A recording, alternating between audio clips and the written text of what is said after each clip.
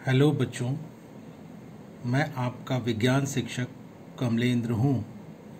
आज हम लोग कक्षा 9 विज्ञान के अध्याय 1 हमारे आसपास के पदार्थ के अंतर्गत क्रियाकलाप 1.10 जो कि द्रव अवस्था से संबंधित है, पदार्थ की द्रव अवस्था से संबंधित है,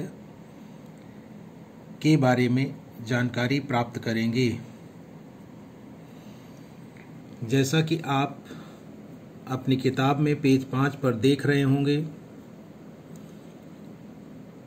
इसमें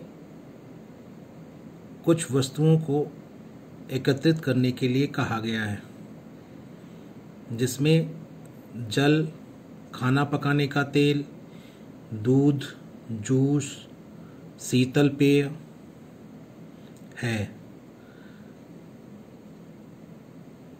और साथ ही विभिन्न आकार के बर्तन एकत्रित करने के लिए कहा गया है। प्रयोगशाला में मापक सिलेंडर होते हैं, उनकी सहायता से इन बर्तनों में 50 ml द्रव भरकर हम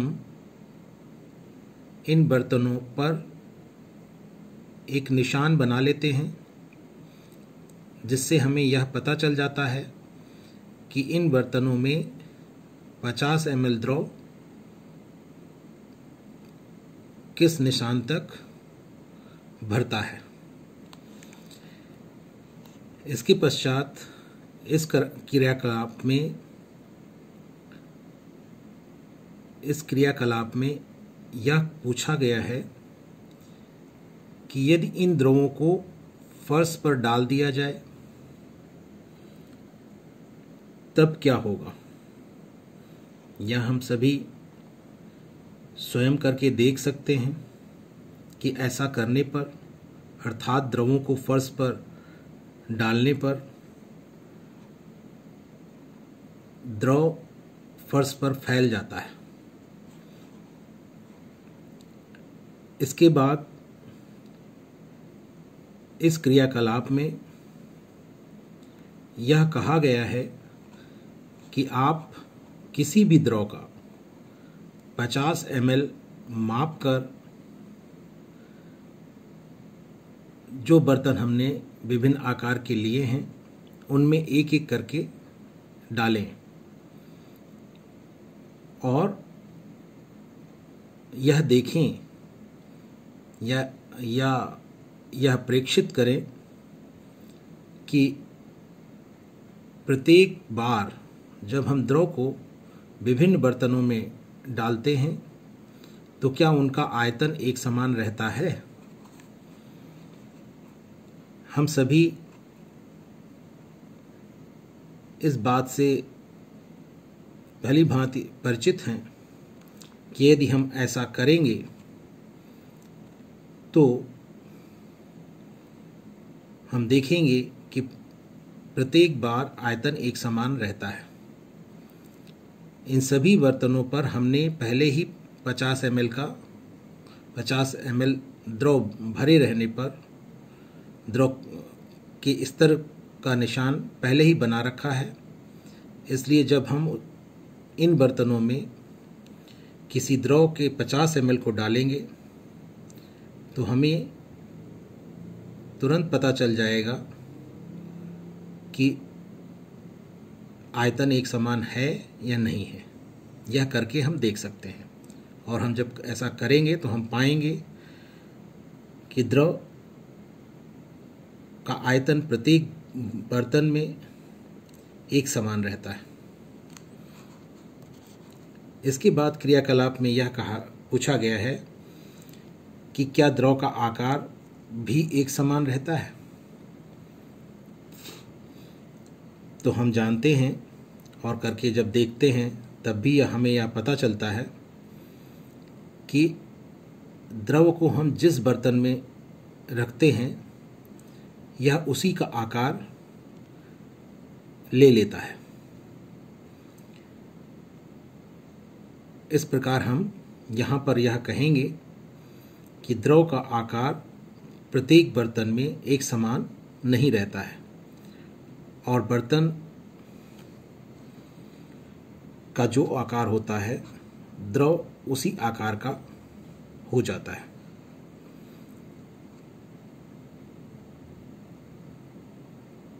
ऐसा क्यों संभव होता है? इसके लिए हम यह तर्क देते हैं कि द्रव में बहने का गुण होता है और इसी कारण यह बर्तन का आकार ले लेता है। और बहने का गुण इसके अंदर इसलिए आता है क्योंकि द्रव के कणों के बीच जो आकर्षण बल कार्य कर रहा होता है वह ठोस की अपेक्षा कम होता है और साथ ही साथ द्रव के कणों के बीच जो रिक्त स्थान होता है वह भी ठोस की अपेक्षा अधिक होता है। इसी कारण द्रव के कण एक दूसरे पर फिसल सकते हैं और इसी का परिणाम है कि द्रव बहते हैं और इसी कारण हम इन्हें तरल कहते हैं। और ये द्रवों के दृढ़ ठोसों की तरह दृढ़ ना होने का जो कारण है वह भी यही है। द्रव को एक बर्तन से दूसरे बर्तन में उड़ेलने पर क्या यह आसानी से बहता है? यह प्रश्न भी आपके इस क्रियाकलाप में पूछा गया है। तो इसका भी उत्तर आप सरलता से दे सकते हैं।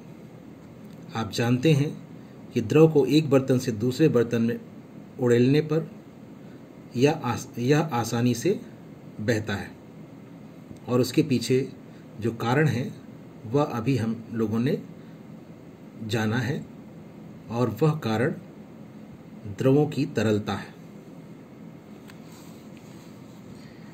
क्रियाकलाप 1.4 में हम लोगों ने यह जाना था कि द्रव में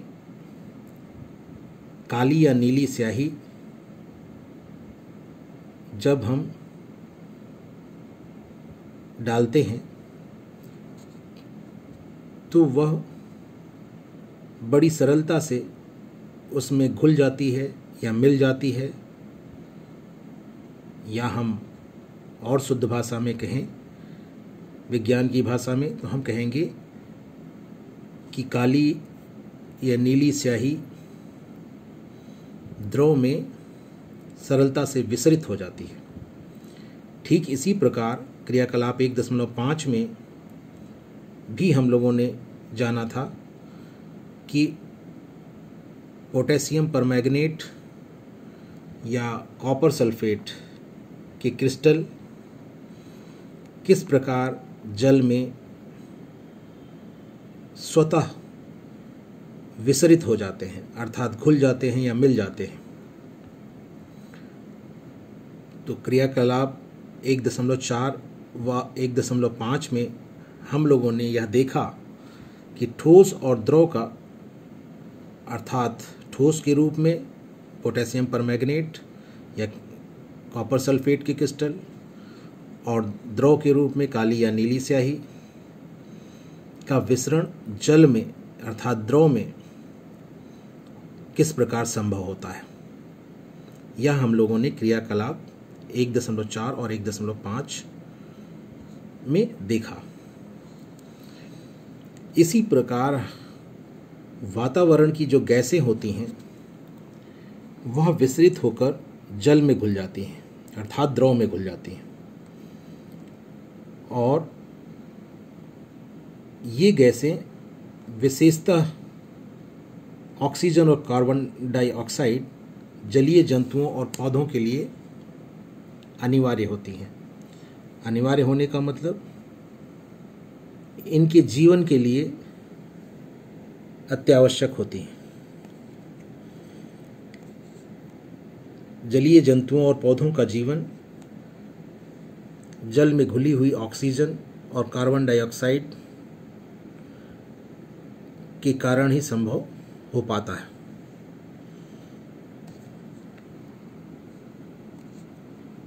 सभी जीवधारी अपने जीवन निर्वाह के लिए श्वास लेते हैं, यह हम जानते हैं।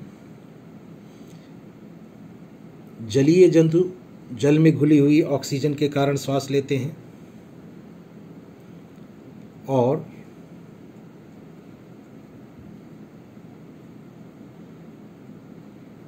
जो स्थल पर रहने वाले जीव जंतु हैं वह वातावरण में जो घुली हुई या विसरित हुई ऑक्सीजन होती है उसके आधार पर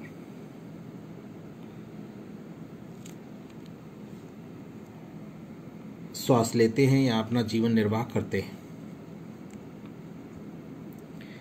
इस प्रकार हम यह निष्कर्ष निकाल सकते हैं कि द्रव पदार्थ की ऐसी अवस्था है जिसमें ठोस, द्रव और गैस तीनों का विसरण संभव है। अर्थात द्रव में ठोस पदार्थ, द्रव पदार्थ और गैसीय पदार्थ, इन तीनों का स्वतः घुलना संभव होता है, अर्थात विसरण संभव होता है। ठोसों की अपेक्षा द्रवों की जो विसरण दर होती है वो अधिक होती है और इसके पीछे या इसका कारण यह है कि द्रव अवस्था में जो पदार्थ के कण होते हैं वे ठोस अवस्था में पदार्थ के कणों की अपेक्षा अधिक स्वतंत्र होते हैं। ऐसा इन अवस्थाओं में पदार्थ के कणों के बीच आकर्षण बल के परिमाण के कम या ज़्यादा होने के कारण होता है। साथ ही साथ हम यह भी पाते हैं कि ठोस अवस्था में द्रव अवस्था के कणों में रिक्त स्थान की अपेक्षा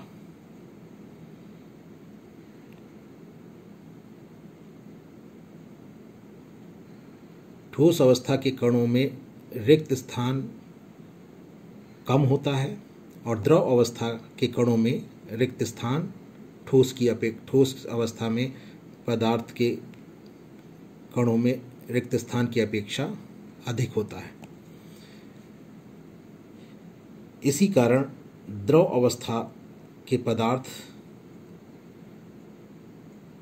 सरलता से विसरित हो जाते हैं। तो इस प्रकार हमने यह जाना कि द्रवों में जो यह गुण होता है कि उसके कणों के बीच जो आकर्षण बल होता है वह ठोस अवस्था में पदार्थ के कणों के बीच के आकर्षण बल से कम होता है और इसी कारण द्रव अवस्था में पदार्थ काफ़ी स्वतंत्र होते हैं